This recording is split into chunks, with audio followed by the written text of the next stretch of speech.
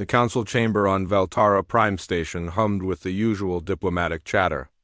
Ambassador Hyjin sat in the human delegation seat, listening to yet another debate about trade routes. 20 years had passed since humanity joined the Galactic Council, but they still treated her people like dangerous animals that might bite at any moment. She understood why. Earth was classified as a Class 9 death world. Most alien species evolved on gentle planets with calm weather and friendly animals. Earth was different. Hurricanes that could destroy cities, predators that hunted in packs. Gravity so strong that most aliens needed special suits just to walk on the surface. Humans grew up fighting to survive every single day. The other species feared what that struggle had created. A sudden screech cut through the chamber. Every translator in the room went silent as an emergency signal overrode all communications. The central hologram flickered and showed a face that Hyjin had never seen before. The creature had large eyes that reflected light like mirrors and skin that shimmered with colors. Its voice was musical but filled with terror. "Please, anyone who can hear this. We are the Quelari of Irisith Colony.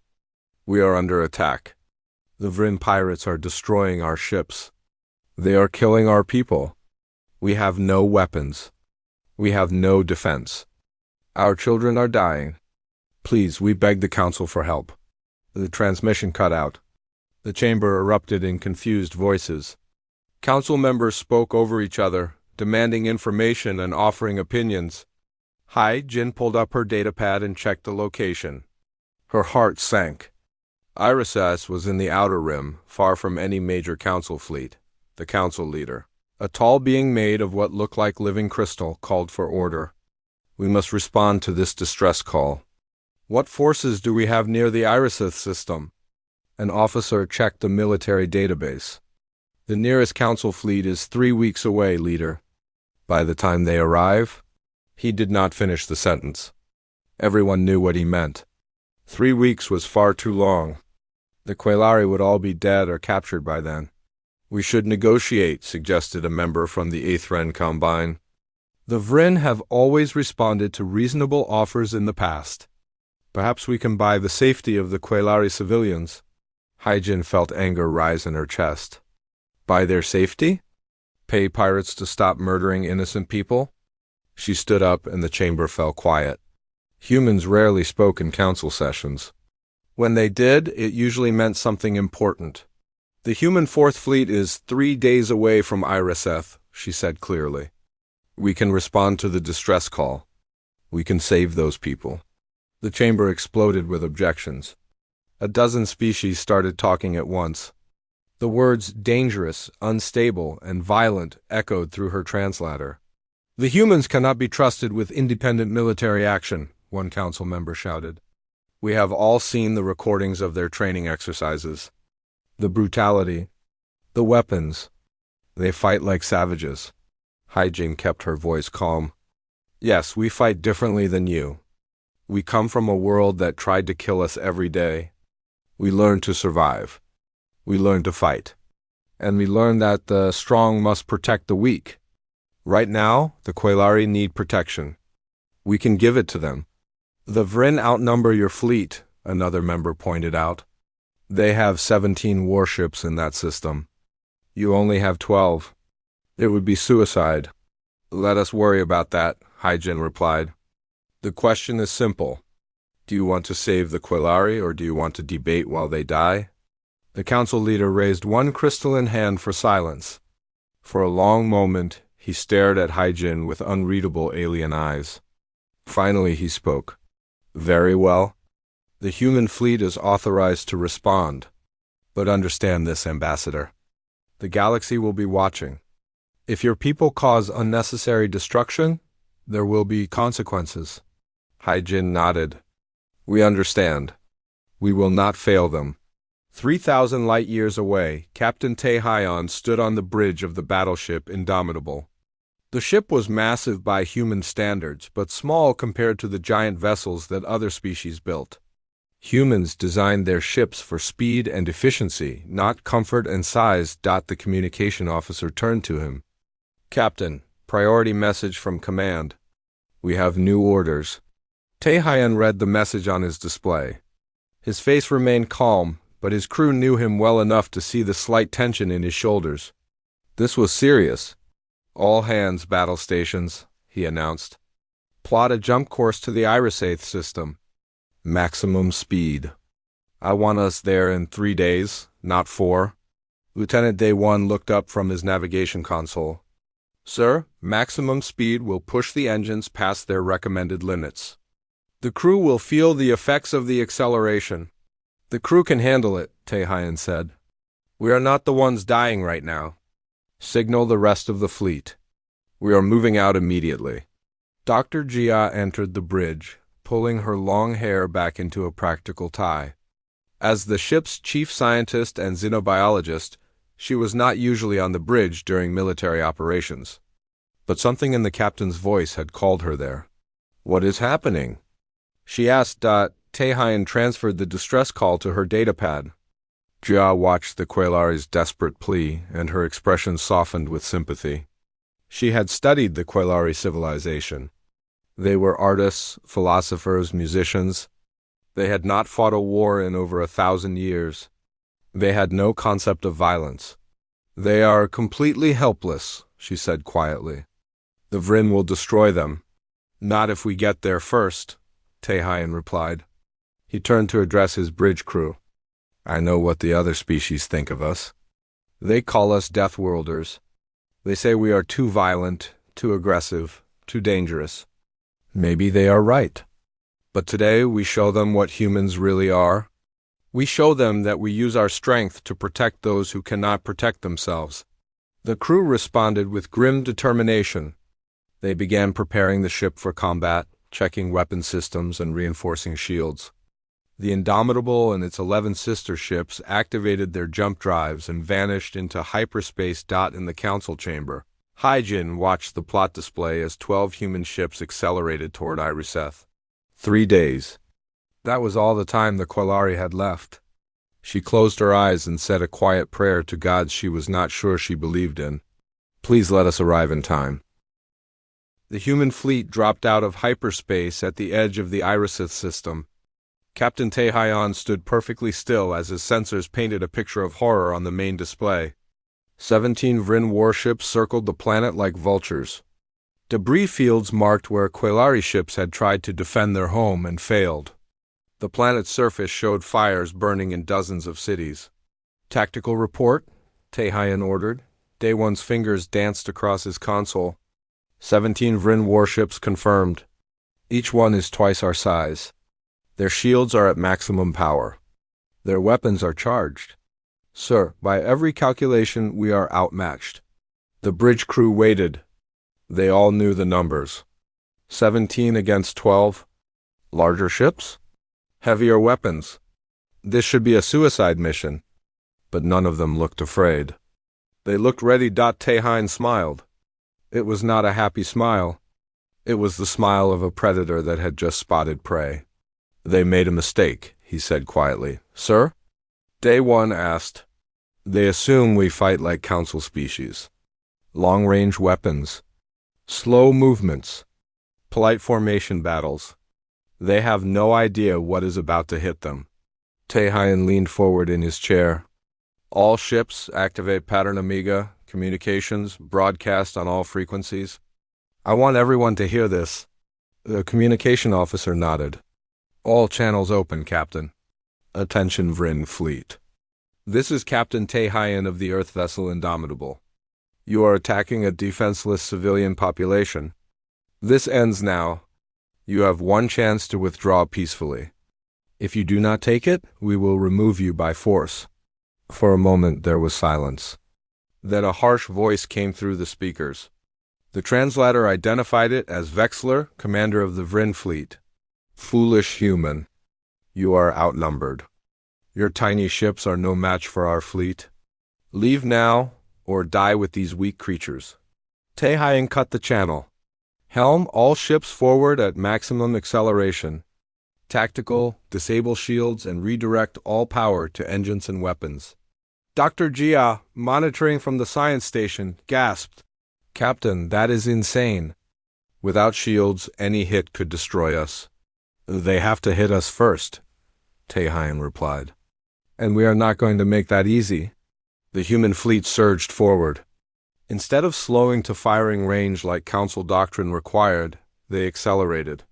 Faster and faster, pushing their engines far beyond what should be safe. The crew felt the force pressing them back into their seats. Some aliens would have passed out from the acceleration. Humans had evolved on a high-gravity world. Their bodies could take it. The Vryn fleet hesitated, confused by this aggressive approach. They had expected a cautious, long-range battle. Instead, the humans were charging straight at them like ancient cavalry. Target their engines and weapons, Taehyun ordered. I want them crippled, not destroyed. Not yet. The human ships split into 3 groups, moving in patterns that seemed random but were actually based on centuries of naval warfare tactics. They jinked and dodged, using quick bursts from their maneuvering thrusters. No Council ship moved like that. It was too aggressive, too unpredictable. The Vryn tried to target them, but their tracking systems could not keep up. The humans were moving too fast, changing direction too quickly. Then the Indomitable opened fire. The kinetic weapons that most aliens dismissed as primitive proved their worth. Chunks of metal accelerated to incredible speeds, punched through Vryn armor like paper. Energy shields worked well against lasers and plasma. They were far less effective against solid projectiles moving at a significant fraction of light speed. 3. Vryn ships took critical hits in the first 30 seconds. Their engines exploded, leaving them drifting in space. Break formation. Vexler screamed at his fleet. Surround them. Focus fire. But the humans were already inside the Vryn formation. They wove between the larger ships, too close for the Vryn to fire without risking hitting their own vessels. It was a tactic no sane Council captain would attempt. It required perfect coordination and absolutely no fear of close combat. Humans had both. Day 1 was practically singing his targeting solutions. Lock on ship 7. Lock on ship 12. Firing solution ready on both targets. Fire, Taehyun said calmly. The Indomitable shuddered as its main guns released their deadly cargo. 2 more Vryn ships went dark, critical systems destroyed. Meanwhile, 3 human ships broke away from the main battle. The cruisers Seoul, Bizen, and Jeju headed for the planet, where Quelari colony ships were trying desperately to escape the gravity well. Captain, the Gwangju is taking heavy fire, Day 1 reported. Commander Sang-woo reports multiple hull breaches. Taehyun checked his display. The destroyer Gwangju had positioned itself between a Vryn battleship and a fleeing Quelari transport. It was absorbing a tremendous amount of damage. Order him to fall back. The response came quickly. Negative, Indomitable. There are 10,000 civilians on that transport. We can take it. Gwangju out. The destroyer continued to fire even as explosions ripped through its hull. Its crew sealed the damaged sections and kept fighting. This was what it meant to come from a death world. You learn to take damage that would kill others. You learn to keep moving when everything in your body screamed to stop. The Vryn made their fatal mistake. Seeing the damaged Gwangju, Vexler ordered boarding parties to capture it. He thought the ship was crippled and helpless. He was wrong. The Vryn boarding craft cut through the Gwangju's hull and 50 pirates poured into the ship's corridors. They expected to find injured, dying humans ready to surrender. Instead, they found Lieutenant Yuna and her Marine squad waiting for them. The Vryn were good fighters. They had claws and teeth and natural armor. They had fought in hundreds of raids, but they had never fought humans in close combat. Yuna moved through the corridor with her squad in perfect formation. The Vryn charged at them, expecting to overwhelm the smaller humans with size and strength. The first pirate learned too late that humans were ambush predators by evolution. Yuna sidestepped his charge with minimal movement, letting his own momentum carry him past her. She shot him 3 times before he hit the ground. The next 2 Vryn died before they understood what had happened. The battle in the Gwangju's corridors was brutal and short. Humans could throw objects with deadly accuracy. They could track moving targets with eyes designed for hunting. They could fight through injuries that would incapacitate most species. One Marine, Hansik, took a plasma burn across his shoulder that should have put him down. He switched his rifle to his other hand without breaking stride and continued fighting. On the Indomitable's bridge, Dr. Jia watched the Marine's vital signs on her display. This should not be possible. His adrenaline levels are off the charts. His heart rate should cause a cardiac arrest. How is he still fighting? Because he is human, Taehyun said simply. We evolved to survive what kills others. Within 20 minutes, the Gwangju was cleared. The surviving Vrin pirates fled back to their ships, broadcasting warnings. The humans are monsters. They do not stop. They do not die. Recommend immediate withdrawal. Vexler refused to listen. His pride would not allow him to retreat from smaller ships. He ordered all remaining vessels to concentrate fire on the Indomitable 14. Vrin ships turned their weapons toward the human flagship. Even Taehyun felt a moment of concern. That much firepower could overwhelm even their aggressive tactics. Sir, they are preparing a coordinated strike, Daewon warned. Taehyun made his decision. All ships activate electronic warfare systems. Launch everything we have. The human fleet revealed weapons that made the Council observers watching from a safe distance gasp in shock. Nuclear missiles. Electromagnetic pulse weapons. Kinetic impactors designed purely for destruction. The Council had banned most of these weapons centuries ago as too dangerous and unpredictable. But humans had never signed those particular treaties. The Indomitable launched a spread of nuclear-tipped missiles, but not at the Vrin ships. The warheads detonated in the space between the pirate vessels, creating massive electromagnetic interference. Vrin sensors went blind. Their communication systems screamed with static. Their targeting computers failed. In that moment of confusion, the human ships closed to point-blank range and fired everything they had. 5 Vrin ships died in seconds. 3 more were crippled beyond repair. The remaining 6, including Vexler-S flagship, tried desperately to escape. Daewon had a perfect firing solution on the flagship.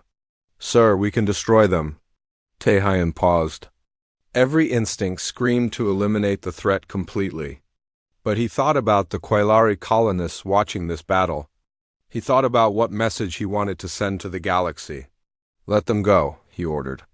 But send them home with a message they will never forget. The Indomitable fired a single kinetic round past Vexler-S fleeing flagship. The projectile missed by less than 50 meters, close enough that every sensor on the pirate ship screamed warnings. The message was clear without words. We could have killed you, but we chose mercy. Do not make us regret it. Captain Taehyun opened a channel to the retreating Vrin ships. Tell your people what happened here today. Tell them that humans answered a distress call. Tell them we protect those who cannot protect themselves. And tell them that if we ever find you preying on innocent species again, there will be no warning shot next time. The Vrin vessels jumped to hyperspace without responding. The battle was over. For a moment, the bridge was silent. Then Lieutenant Daewon let out a long breath. Casualty report coming in. The Gwangju took severe damage. 43 injured, 7 dead. The Daegu reports minor damage. All other ships report green status. 7 dead. Taehyun felt the weight of those numbers. 7 people who had families. 7 people who would never see Earth again. But he had saved 47,000 Quailari. The mathematics of war were always cruel. Order all ships to begin rescue operations, he said quietly. Medical teams to the Gwangju immediately. All other vessels assist with the Quailari evacuations. Dr. Jia stood up from her station. Captain, I should go to the refugee sections. The Quailari will be terrified. They need to see a friendly face. Taehyun nodded. Go, help them understand that we are not their enemies. Jia made her way through the ship to the massive cargo bay that had been converted into temporary housing for refugees. 3 Quailari colony ships had been badly damaged and could not maintain life support. The Seoul, Bizun, and Jeju had towed them to safety, but thousands of Quailari needed shelter until repairs could be made. The cargo bay doors opened, and Jia stopped at what she saw. Hundreds of Quelari crowded together in fear. They were beautiful beings, tall and thin with skin that shimmered in colors that reflected their emotions. Right now, every single one showed the dark purple of terror. They had seen the battle through their ship's sensors. They had watched humans tear through the Vryn fleet with a violence that shocked them. The Quelari had not fought a war in 1,000 years. They had no frame of reference for this kind of brutality. When Jia entered, they pressed back against the walls. A small child clutched his mother's leg and whimpered in fear. Dasha felt her heart break. She removed her uniform jacket, trying to look less military and more approachable. She was careful to move slowly, keeping her hands visible. Then she knelt down to make herself smaller and less threatening. "Hello," she said softly.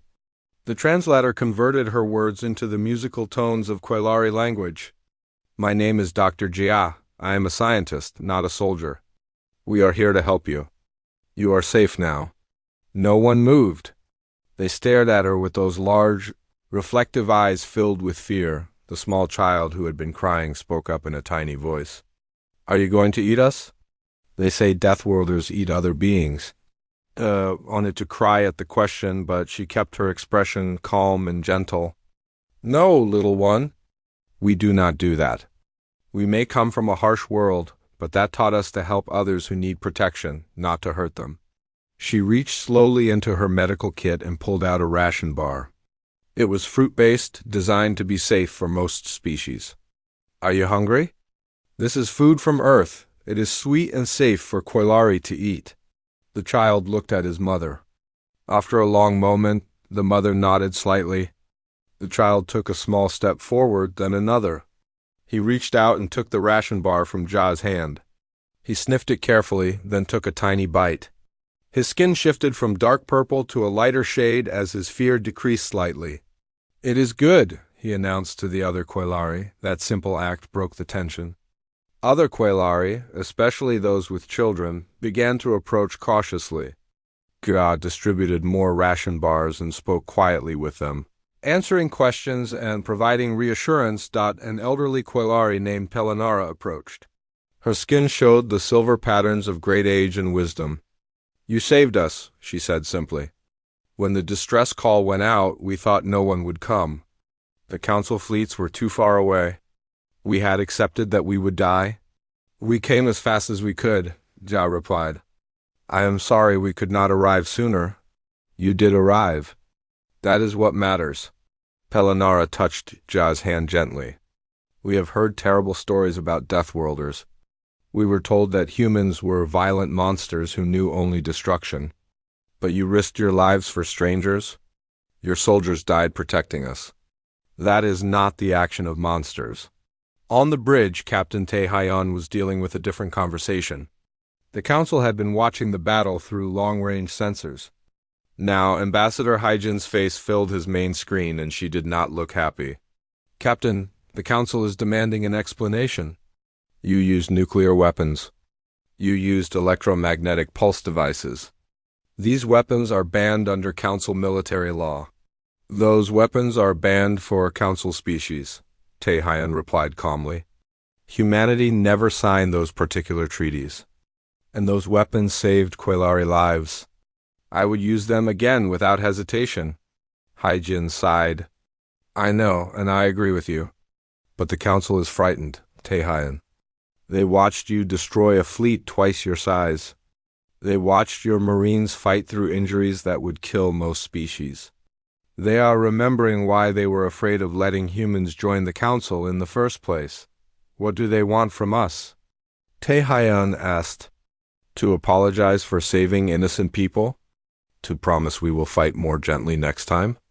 Some of them want to impose sanctions on human military operations. Others want to restrict where our ships can operate. There's going to be a vote." Taehyun felt anger rising but kept his voice level. 47,000 Quelari are alive because we answered their call. If the council wants to punish us for that, let them try. But I will not apologize for doing what was right. The conversation ended and Taehyun stared at the planet Irisith on his display. Human engineering teams were already on the surface, helping to repair damaged infrastructure. Human doctors were treating injured Quelari. Human supply officers were distributing food and water and medical supplies. This was what it meant to be human. They could be terrifying in battle, yes, but they could also be incredibly gentle in peace. The same hands that pulled the trigger could also bandage wounds and comfort frightened children. Commander Sangwoo's face appeared on a smaller screen. The captain of the Guangzhou looked exhausted, with a bandage across his forehead. "Sir, reporting ship status. We have completed temporary repairs. We lost 7 good people, but we saved everyone on that transport. 10,000 Quelari civilians who would have died."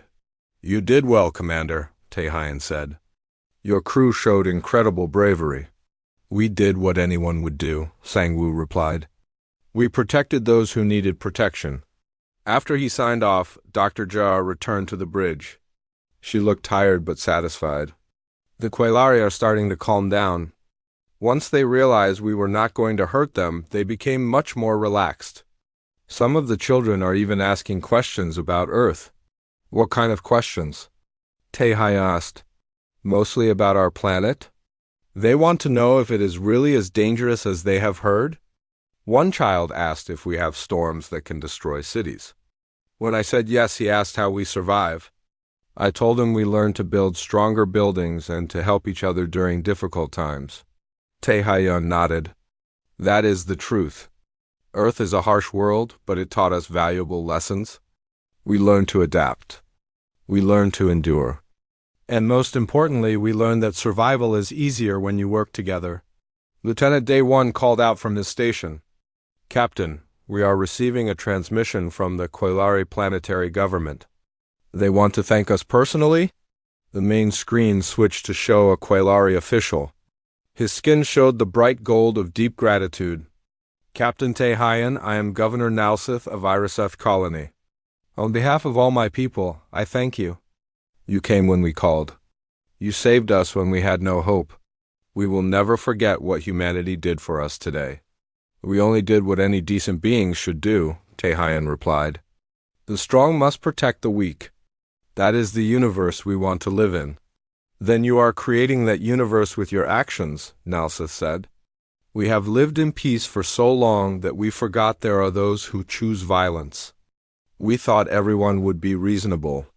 We were wrong. But you reminded us that there are also those who will fight for what is right." The council chamber on Veltara Prime Station was in chaos. Ambassador Hyjin stood in the center, surrounded by angry voices from dozens of species. The battle footage from Irisith played on screens around the room. Over and over, it showed human ships tearing through the Vryn fleet with terrifying efficiency.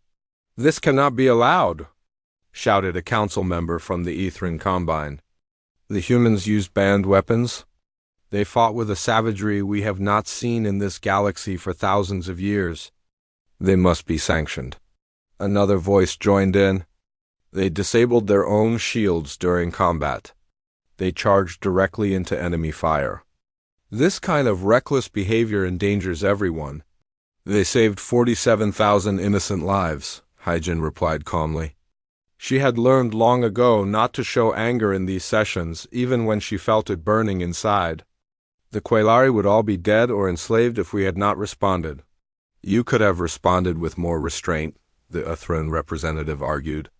"You did not need to completely destroy the Vryn fleet.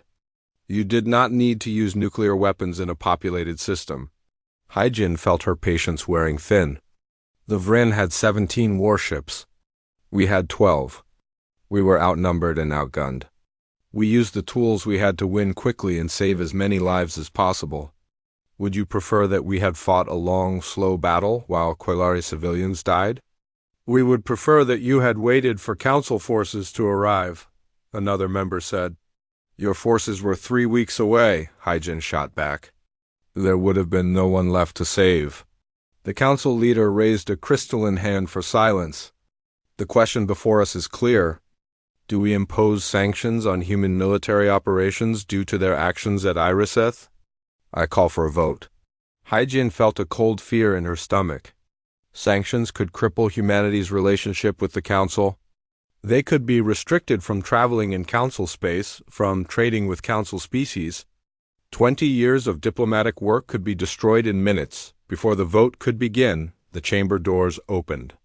A group of Quelari entered, led by the elderly Pelinara. She walked slowly, still bearing injuries from the Vryn attack. But her bearing was dignified and proud. "I request permission to speak before the council," Pelinara said. The council leader looked surprised but nodded. "Permission granted. Please speak." Pelinara moved to the center of the chamber. Her skin shifted through several colors as she gathered her thoughts. Finally, she spoke. "For my entire life, I have believed that violence is never the answer. My people have not fought a war in over 1,000 years. We believe in peace, in diplomacy, in finding common ground with all beings. This is who we are. This is what we teach our children." She paused, and her skin darkened to the deep blue of sorrow. Then the Vryn came. They did not want to negotiate. They did not want to find common ground. They wanted to kill and enslave. And I learned something terrible. I learned that sometimes those who choose violence will not listen to reason. They will only stop when someone makes them stop. The chamber was completely silent now. Every council member was listening. "When we sent our distress call, I did not believe anyone would come," Pelinara continued. "And when I heard that humans were responding, I was afraid.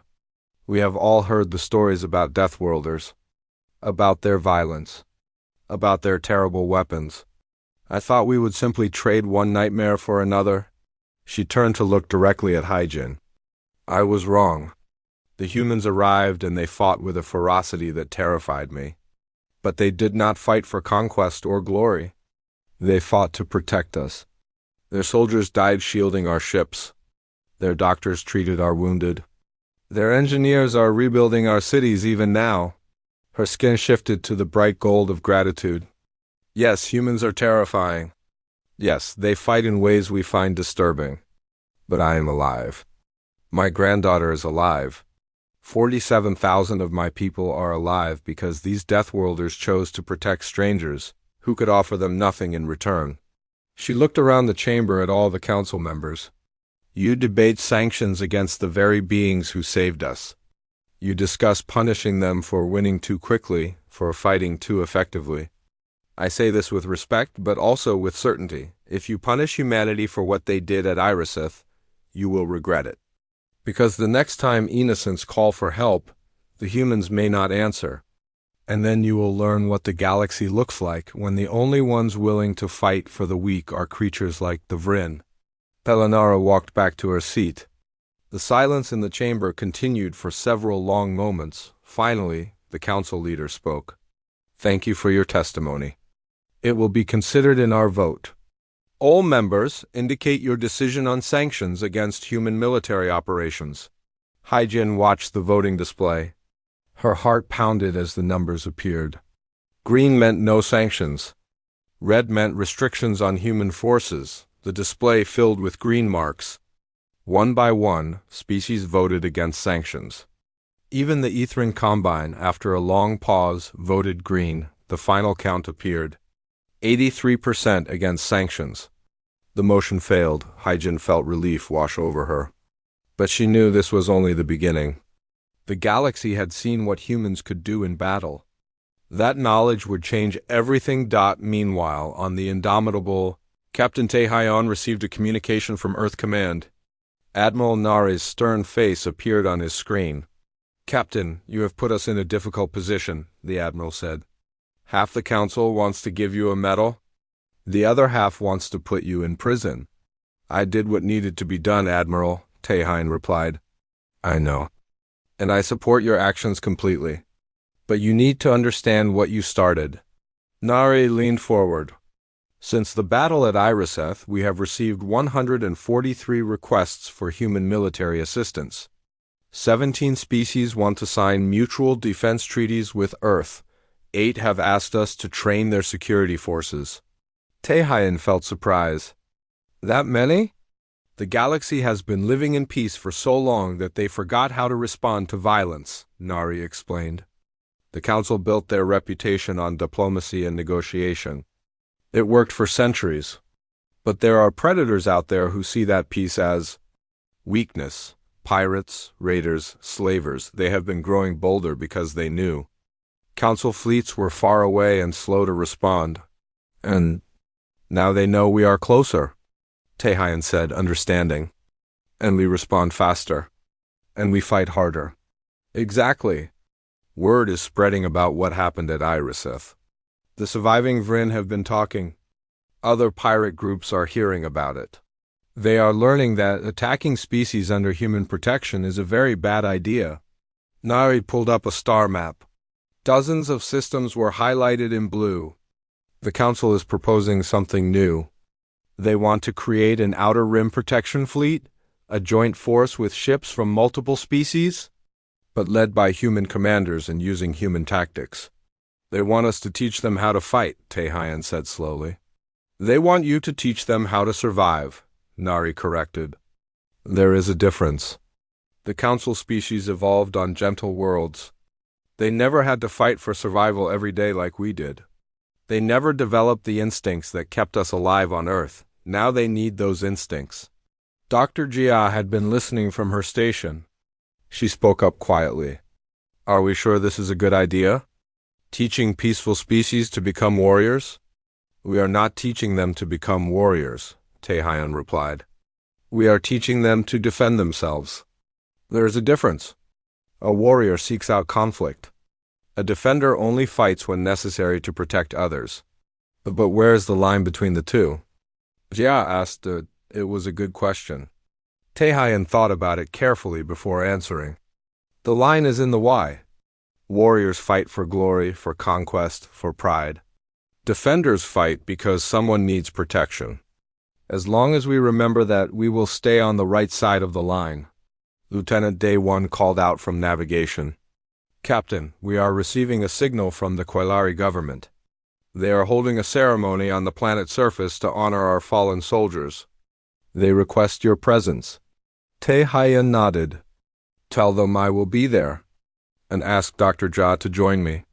They should see that humans are not just soldiers. Several hours later, Tehayan and Jia stood on the surface of Iriseth. The ceremony was beautiful and sad at the same time. The Quelari had built a memorial garden for the 7 humans who died protecting them. Each soldier's name was written in both human letters and Quelari script on pillars of crystal that caught the sunlight and scattered it into rainbows. Thousands of Quelari attended. They sang mourning songs that needed no translation. The meaning was clear in the music itself. Pelinara approached Tehayan and Jia. These 7 gave their lives for people they had never met, for a species they barely knew. That is the greatest gift anyone can give. We will remember them. We will teach our children about them. And we will make sure the galaxy knows what humanity truly is. What are we? Jia asked softly. You are protectors, Pelinara replied. You are the strong who defend the weak. You are proof that being dangerous and being good are not opposites. 3 months passed since the battle at Iriseth. Captain Tehayan received orders to return to Earth for what he assumed would be a routine debriefing. Instead, he found himself standing in the headquarters of United Earth Space Command, facing Admiral Nari and a room full of high-ranking officers. Captain, the galaxy has changed, Nari began without any greeting. In 3 months, we have received over 300 requests for human military assistance. 24 species have signed mutual defense treaties with Earth. 15 have asked us to establish permanent bases in their systems. She activated a holographic star map. Blue dots marked human-protected systems. There were dozens of them, spreading across the outer rim like a protective barrier. The Council spent centuries building peace through diplomacy, Nari continued. It worked well, but there have always been predators who saw that peace as weakness. Pirates, raiders, slavers, criminal organizations. They operated in the outer rim because they knew Council fleets were far away and slow to respond. They could attack, steal what they wanted, and escape before help arrived. Tehayan understood, and now they know we are here. We respond quickly. We fight hard. They are afraid. More than afraid. They are changing their behavior. Piracy incidents have dropped by 40% in the sectors near human patrol routes. Some raider groups have disbanded completely. Others have moved to different regions, away from any place we might protect. Fear is not the same as respect, Taehyun said carefully. If they only avoid us because they are afraid, they will return when they think we are weak. Which is why we are proposing something more permanent. Nari pulled up a detailed plan. The Outer Rim Protection Initiative, a joint military force with ships from multiple species, human commanders, and a clear mission, protect civilian populations from violence. Taehyun studied the plan. It was ambitious, maybe too ambitious.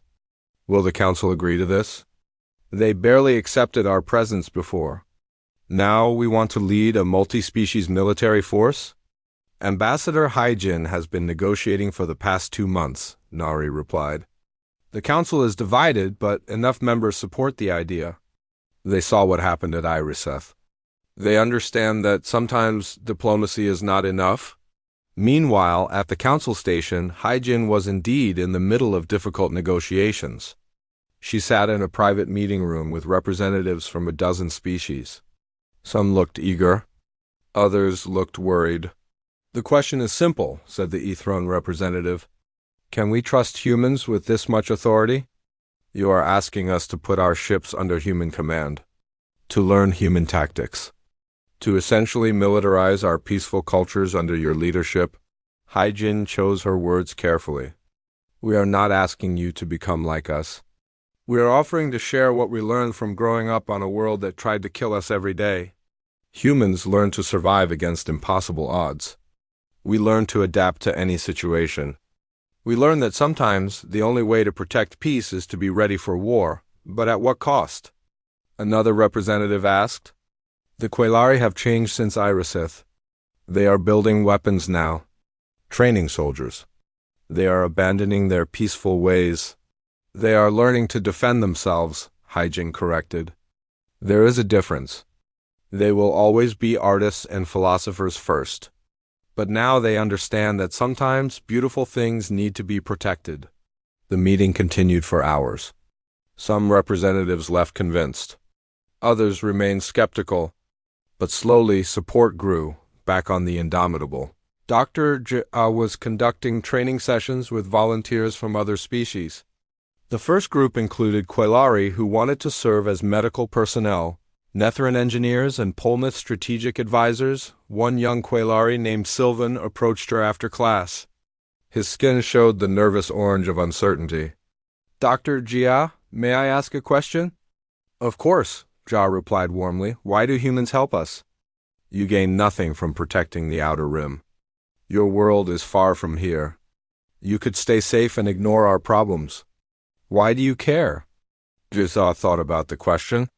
It was one she had asked herself many times. Earth taught us many things.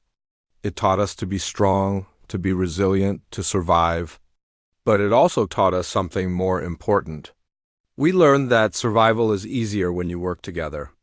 When hurricanes destroyed cities, humans from other cities came to help.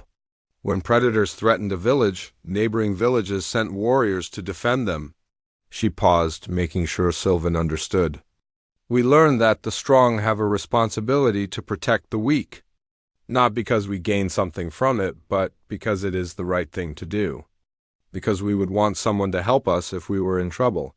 That is very different from how the Council thinks, Sylvan said. The Council believes in rules and treaties and formal agreements? Ga agreed. Those things are important. But humans believe in something more basic. We believe that when someone calls for help, you answer. It is that simple. Lieutenant Day 1, now promoted to commander and given his own ship, the cruiser Incheon, was conducting joint training exercises with a mixed fleet. His tactical expertise was proving invaluable in teaching other species how to think like humans in combat situations. The key is unpredictability, he explained to a group of captains from various species. Council doctrine teaches you to follow patterns, to move in formations, to fight by the rules. Human doctrine teaches you to forget the rules when necessary. Surprise is your greatest weapon? A Polnath captain raised a tentacle in question. But how can we coordinate if everyone is acting unpredictably? You do not act randomly, Day One clarified. You act unpredictably to your enemy while maintaining clear communication with your allies. Your teammates know your plan. Your enemy does not. That is the difference. He pulled up footage from the Iriseth battle. Watch how the human fleet split into 3 groups. To the Vryn, it looked chaotic. But every captain knew exactly what to do. We practiced these patterns until they became instinct. The training continued for weeks. Some species adapted quickly. Others struggled with the aggressive tactics that humans use naturally. But all of them learned valuable lessons. On Earth, in the Space Command Academy, something remarkable was happening. For the first time in history, non-human students were enrolling in human military training programs. Young Quelari, Netherin, Polnath, and others were learning alongside human cadets. The instructors had to adapt their teaching methods. Not all species could survive the harsh physical training that humans endured. But they found other ways to challenge their alien students, focusing on strategy, tactics, and the mental discipline required for military service. One instructor, Commander Haisu, reported to Admiral Nari about the program's progress. The alien students are performing better than expected. They bring different perspectives that our human cadets never considered. The Polnath are brilliant at long-term strategic planning. The Etheri have sensory abilities that give them incredible situational awareness. The Netherin can solve engineering problems in seconds. And what are they learning from us? Nari asked. Resilience, adaptability, the refusal to give up even when situations look hopeless. Those are uniquely human traits, born from our Deathworld heritage. We are teaching them not just how to fight, but how to survive. 6 months after Iriseth, the first joint Outer Rim Protection Fleet departed on its maiden patrol. 50 ships from 15 different species, led by Admiral Tehayan aboard the Indomitable.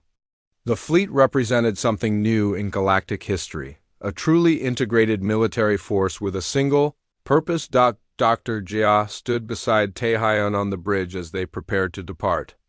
Do you think this will work? Can we really create lasting peace through military strength? Tehayan considered the question carefully. Peace is not created by military strength alone, but it must be protected by it. The galaxy learned something important at Iriseth. They learned that good intentions are not enough when facing those who choose violence. Sometimes you need people willing to stand between the innocent and those who would harm them. And that is humanity's role now? Ga asked. Not just humanity. Look at our fleet. 15 species working together, each contributing their unique strengths. The Quelari provide medical expertise. The Netherin maintain our ships. The Polnath plan our strategies. We are not teaching them to become humans. We are teaching them to become protectors. Lieutenant Yuna, now a Marine commander, added her perspective. On Earth, we have a saying, the only thing necessary for evil to triumph is for good people to do nothing. The Council was doing nothing. Not because they were evil, but because they had forgotten how to act. We reminded them. As the fleet jumped to hyperspace, beginning their patrol of the Outer Rim, Ambassador Haijin watched from the Council station. She had just finished another meeting, this one much more positive than the first. The Council had officially recognized the Outer Rim Protection Initiative. They had pledged support and resources. A council member approached her, the same Ithran representative who had opposed humanity so strongly months ago. Ambassador Haijin, I want to apologize. When I first saw the footage from Iriseth, I was terrified. I thought humans were going to bring violence and chaos to the galaxy. And now? Haijin asked. Now I understand. You did not bring violence to the galaxy. Violence was already here.